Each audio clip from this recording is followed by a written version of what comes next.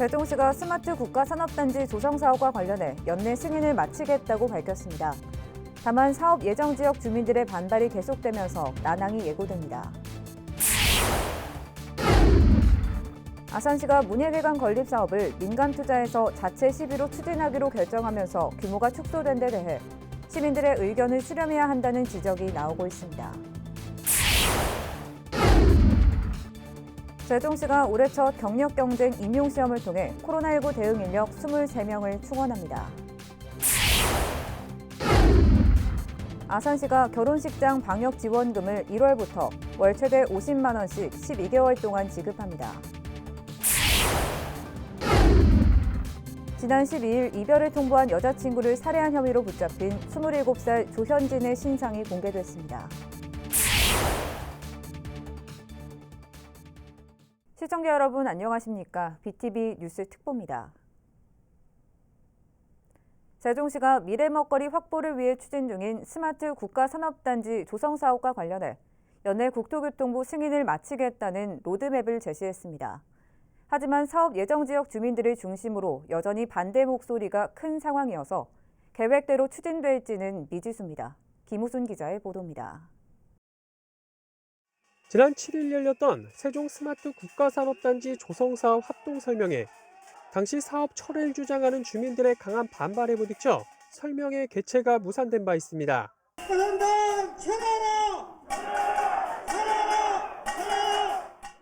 이 같은 주민들의 반대에도 불구하고 세종시는 사업 추진에 강한 의지를 드러내고 있습니다. 양원창 경제산업국장은 새해 주요 업무계획 브리핑에서 올 하반기 중 국가산단 승인 및 고시를 완료하겠다고 밝혔습니다. 세종 스마트 국가산단을 차질 없이 조성하여 고부가 가치를 창출하는 미래 신산업 기반을 마련하겠습니다. 하반기에 계획 승인 고시를 완료하고 추진 과정에 지역 주민의 의견을 적극 반영하도록 하겠습니다. 앞서 세종시는 지난달 27일 국토교통부에 국가산단 계획 승인 신청서를 제출한 바 있습니다. 여기엔 승인 대상지의 위치와 면적, 토지 이용 계획을 비롯해 산단의 주요 유치 업종과 산단 조성이 주변 지역에 미치는 환경 영향 등이 담겼는데 사실상 사업 추진의 최종 관문인 셈입니다. 승인이 계획대로 이뤄질 경우 내년까지 보상을 마치고 2024년 착공에 들어가 2028년 준공한다는 목표입니다. 시 관계자는 사업 추진 과정에서 찬성과 반대 목소리는 언제나 있을 수 있는 일이라며 사업 승인이 완료되면 법적 테두리 안에서 보상 협의회를 구성할 때 지역 주민들의 의견을 최대한 수렴할 예정이라고 전했습니다.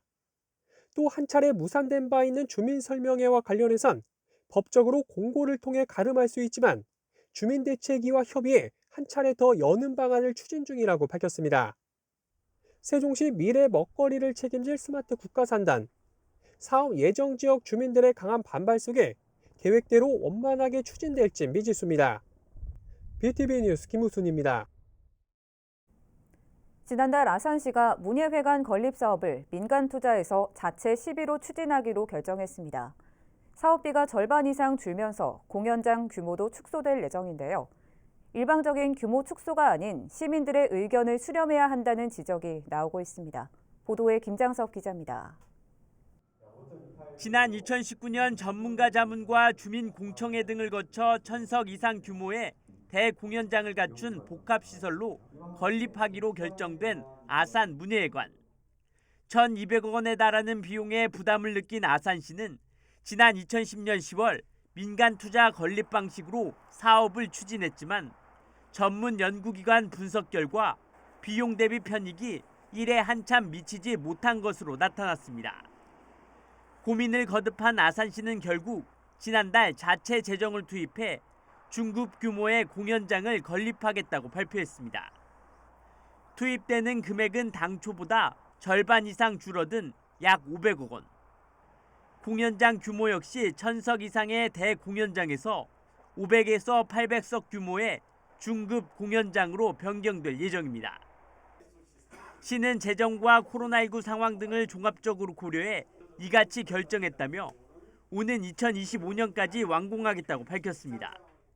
민투 사업에 대한 여러 가지 재정에 대한 어떤 이자 비용이라든가 활용도 이런 부분들에서 대규모 공연장보다는 오히려 효율적인 어떤 이런 부분이라는 어떤 변경사항도 좀 나타났고. 하지만 일각에서는 현재 아산시청 시민홀과 여성회관에 이미 중급 규모의 공연장이 있는 상황에서 또다시 중급 규모의 공연장을 지을 경우 효율성이 떨어질 것이란 지적이 나오고 있습니다.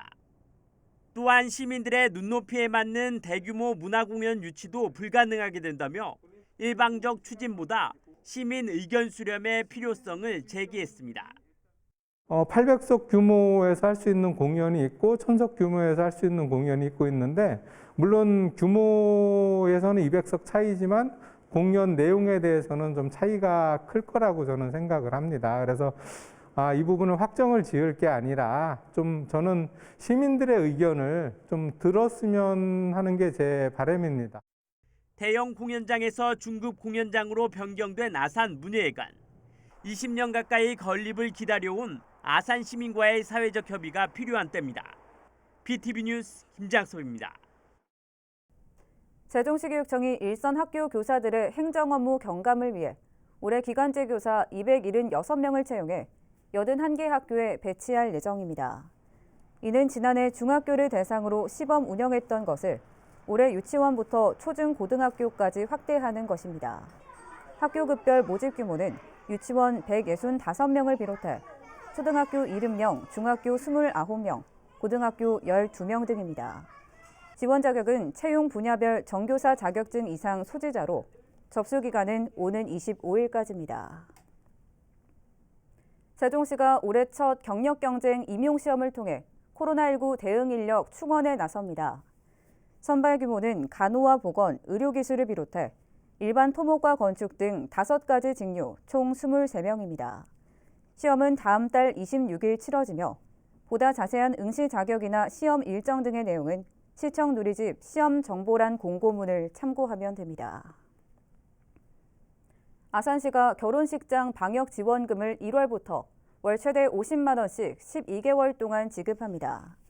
이번 지원금 지급은 코로나19 방역 조치로 매출이 줄어든 예식장업을 지원하기 위해 추진되며 예식장업으로 신고된 사업장 중 지급 월 기준 최소 한 차례 이상 결혼식을 진행한 곳입니다.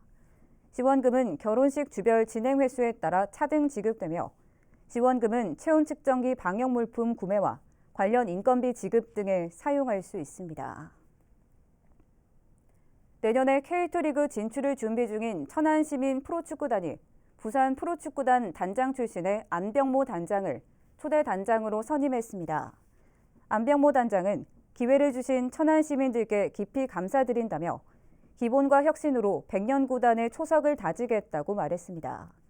안 단장은 부산에서 박종우와 주세종, 이동준 등 국가대표 선수를 발굴하는 등 신인 선수 육성에 성과를 거뒀다는 평가를 받고 있습니다.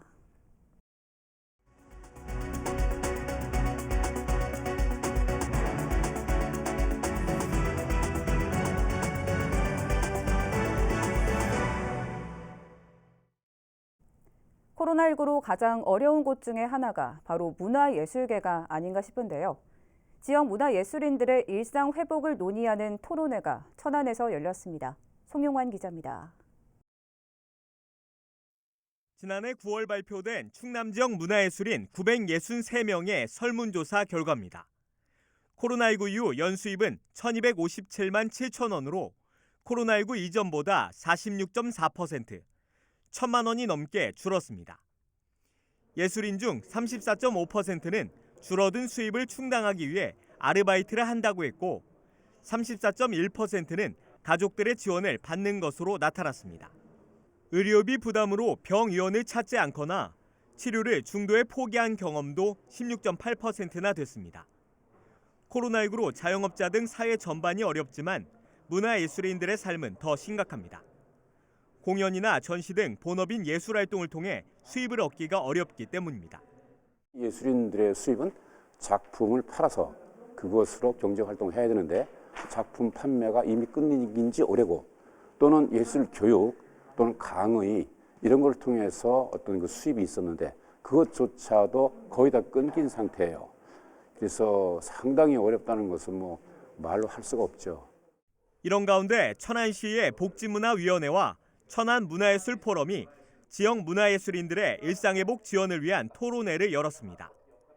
이 자리에서 당국대 이원곤 명예교수는 장소 기반의 메타버스라는 발제를 통해 지역을 발판 삼아 예술가들의 활동 영역을 메타버스로 확장해야 한다고 제안했습니다. 또 새로운 시도를 하는 과정에 자치단체 등의 정책적인 지원도 필요하다고 조언했습니다. 이 코로나 시대에 새롭게 어떤 제4차 산업혁명도 더 촉진되고 그리고 메타버스 같은 그런 공간이 자꾸 이제 그 실제 생활에 가깝게 다가오고 있기 때문에 이런 공간들을 이용해가지고 예술가들이 좀 더 자기들의 활동도 확장시키고 또 거래도 높이고 이렇게 함으로써 새로운 문화를 또 창출할 수 있고.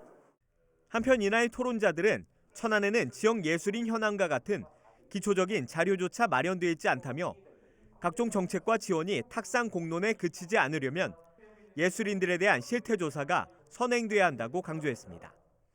BTV 뉴스 송용환입니다. 천안시가 다가오는 설 명절을 맞아 지역 농특산물 사전 주문 판매전을 엽니다. 주문은 천안시청 블로그에서 신청서를 내려받아 오는 25일까지 농산물 유통팀 이메일로 제출하면 이달 28일 불당동 시민체육공원에서 드라이브 스루로 상품을 전달합니다. 판매 품목은 배와 쌀, 표고버섯 등이며 코로나19 진행 상황을 고려해 현장 판매는 진행하지 않습니다. 세종시립도서관에서 새해맞이 미술전이 개막했습니다. 일명 도약이라는 주제의 이번 미술전은 지난해 8월 국립중앙도서관과 맺은 협약의 일환으로 마련됐으며 세종미술협회 소속 작가들이 참여해 한국화와 서양화, 수채화 등 69점의 미술작품이 전시되고 있습니다. 1부는 오는 27일까지, 2부는 다음 달 28일부터 4월 10일까지 열립니다. 전시회 관람비는 무료이며 운영시간은 평일 오전 9시부터 밤 10시, 주말은 오전 9시부터 저녁 6시까지입니다. 한편 이번 전시회는 작가가 들려주는 작품 이야기를 영상 콘텐츠로도 제작해 도서관과 시청 누리집을 통해 공유할 예정입니다. 세종시가 설 명절 기간 중 전통시장 이용을 활성화하고 귀성객들의 평일을 위해 전통시장 주변 불법 주정차 단속을 오는 22일부터 다음 달 6일까지 16일 동안 유예합니다. 시행지역은 조치원읍 세종전통시장 주변 지역이며 주정차 가능 시간이 현재 20분에서 2시간 이내로 한시적으로 확대 허용됩니다. 다만 5대 불법 주정차 금지 구역인 소방시설 주변이나 교차로 모퉁이, 버스 정류소 등은 교통, 소통 방해와 보행자 안전을 위협하는 행위로 간주하고 강력히 단속할 예정입니다. 한편 세종시는 지난 18일 준공된 세종전통시장 주차타워에 대해 오는 28일부터 설 연휴 기간 중 임시 개방할 예정입니다. 세종시가 4월에 열리는 기능경기 대회에 앞서 오는 28일까지 참가자를 모집합니다. 대상 종목은 제빵과 요리, 헤어 디자인 등 53개 직종이며 참가 자격은 연령 제한 없이 접수 마감일 기준으로 세종시에 6개월 이상 거주 중이거나 지역 학교, 학원, 산업체 등에 소속된 경우입니다. 참가 희망자는 마이스터넷 누리집에서 신청하면 되고 추가 서류가 있을 때만 세종시 기능경기위원회 사무국에 방문해 신청하면 됩니다. 한편 이번 대회는 오는 4월 4일부터 닷새 동안 펼쳐집니다. 이별을 통보한 여자친구를 살해한 혐의로 붙잡힌 20대 남성의 신상이 공개됐습니다. 충남경찰청은 19일 외부 전문가 등 7명이 참여한 신상공개 심의위원회를 열고 피해자 27살 조현진의 신상을 공개하기로 했습니다. 경찰은 교제 범죄에 대한 예방 등 공공의 이익을 위해 조 씨의 신상을 공개하기로 했다고 설명했습니다. 조 씨는 지난 10일 밤 9시쯤 천안시 성정동에 있는 피해자 A 씨의 집에서 미리 준비한 흉기를 휘둘러 피해자를 숨지게 한 혐의를 받고 있습니다.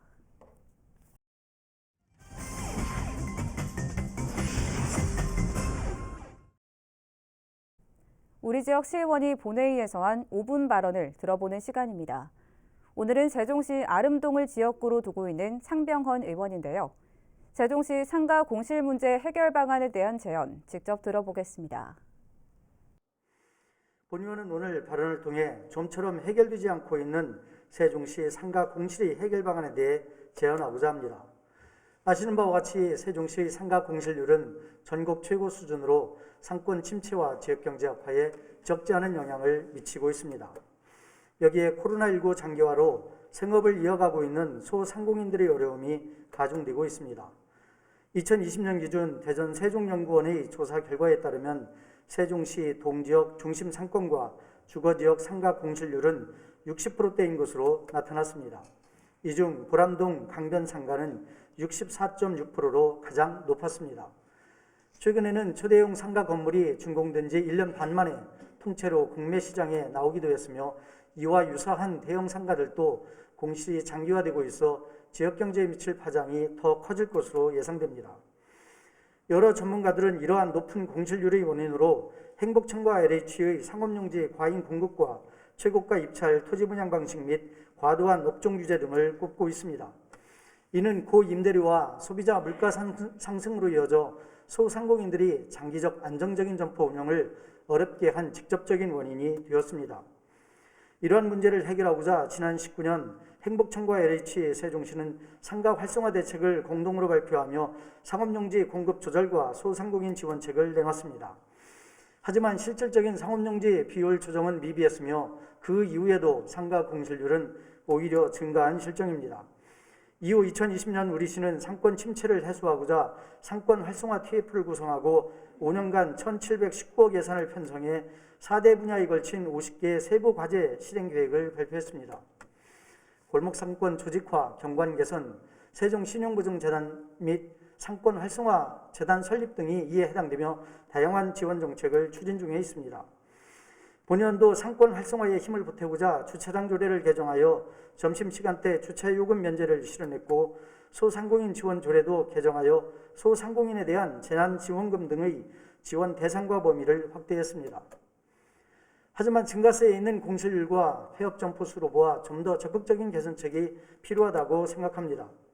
따라서 본 의원은 소상공인의 어려움에 적극 공감하며 상가 공실률 해결을 위해 다음 3가지 방안을 제안합니다. 첫째, 동지역 상업용지 공급 조절을 위해 상업용지 건축물 허용 용도 완화가 필요합니다. 5.6생활권은 상업용도 면적을 기존 생활권 대비 60% 수준으로 줄일 방침이지만 유통 환경이 온라인 중심으로 재편되고 있는 만큼 공급 예정인 상업용지 비율의 축소가 필요합니다. 둘째, 기존 상업시설 용도 제한 완화를 적극 검토하고 추진해야 합니다. 일부 상업시설은 입지적 장점을 가졌음에도 불구하고 입지에 맞지 않는 용도 규제로 인해 높은 공실의 원인이 되고 있습니다. 생활권 상업시설의 용도 변경 허용 요건을 완화하여 생활권 특성에 맞는 다양한 업종이 들어설 수 있도록 해야 합니다. 행복도시법과 동법 시행령에 따르면 지구단위 계획의 변경이 필요한 경우 건설청장과 협의가 가능하도록 되어 있습니다. 용도 변경과 관련해 매해 40건 이상의 요청이 있었지만 반영된 사례는 없으며 우리 시는 장기적 검토가 필요한 사항이라며 진행하지 않고 있습니다. 우리 시의 보다 적극적인 의지가 필요한 때입니다. 셋째, 공실률이 높은 중대형 상가를 활용하여 숙박시설 부족에 대응해야 합니다. 출장이나 여행을 목적으로 세종시를 찾는 많은 분들이 부족한 숙박시설로 인해 청주 가경동 또는 대전 유성 등에 머무른다고 합니다. 이들을 수용할 수 있는 시설 확보가 필요하며 이는 숙박객 증가에 따른 주변 상권 소비를 짐작할 것입니다. 주변에 위치한 주거 및 교육시설 현황과 위해성을 검토하여 신중하고 한편 적극적으로 추진해 주시기 바랍니다. 행정 수도로의 도약을 앞두고 있는 세종시의 상가 공실 문제는 반드시 해결해야 할 과제입니다. 전국 최고 수준 상가 공실률의 심각성에 공감하며 본 의원이 제안한 사항을 적극 검토해 주실 것을 당부드리면서 본 발언을 마치겠습니다. 끝까지 경청해 주셔서 감사합니다.